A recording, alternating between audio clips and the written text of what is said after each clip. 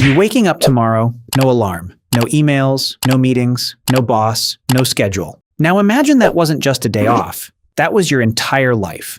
For almost 300,000 years, humans lived without jobs, offices, or the idea of work hours. So the real question is, what did they actually do all day? Not in movies, not in myths, but in real human history. And the answer is much stranger than you think.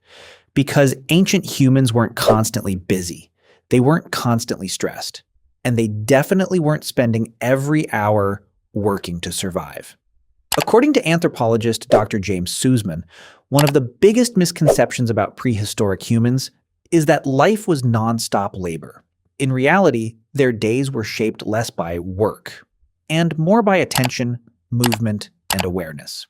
Modern humans wake up and immediately think in terms of tasks, but for most of human history, there were no tasks in that sense. No schedules, no deadlines, no concept of being productive. Instead, life was responsive. You didn't plan the day, you reacted to it. If food was nearby, you gathered it. If not, you waited. If danger appeared, you moved. If nothing happened, you observed. And that observing part is where things get interesting. Because it wasn't passive. It was survival.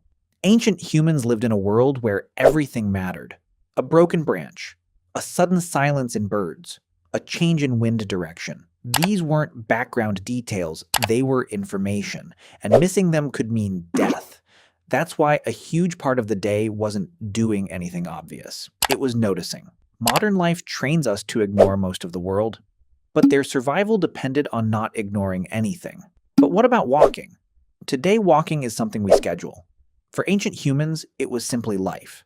Moving between water sources, following animals, searching for plants, visiting other groups. According to Dr. Daniel Lieberman, a Harvard evolutionary biologist who studies human movement, humans didn't evolve to sit still for long periods. We evolved to move constantly at low energy levels, not sprinting, not exercising, just walking, thinking while moving, talking while moving, learning while moving. In other words, walking wasn't an activity. It was the background of existence. But one of the biggest differences between modern life and ancient life was childhood. There were no schools, no structured lessons, no constant supervision. Hunter-gatherer children learned primarily through free exploration and self-directed play. They didn't study survival. They practiced it through play. They built. They copied. They experimented. And slowly, without formal teaching, they became adults. In a sense, curiosity was the teacher, not instruction. And the important one of the biggest turning points in human life wasn't the invention of tools. It was fire. Fire didn't just change diet, it changed time. Before fire, darkness meant the end of activity. After fire, night became an extension of life. People gathered, talked, rested, shared information. But more importantly, they created social time. After sunset, conversations shifted dramatically. Daytime was practical, nighttime was social. And this may have been where culture itself accelerated. Modern humans divide life into categories: work, rest, entertainment, learning. Ancient humans didn't.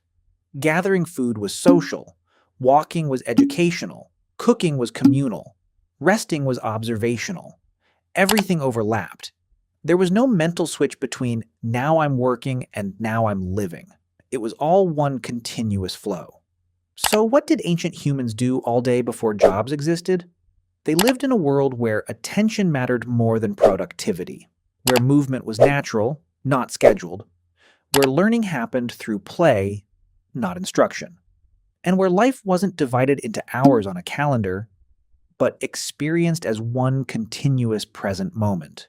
Maybe that's why today, things like walking in nature or sitting by a fire still feel strangely meaningful, not because they are new experiences, but because they are old ones.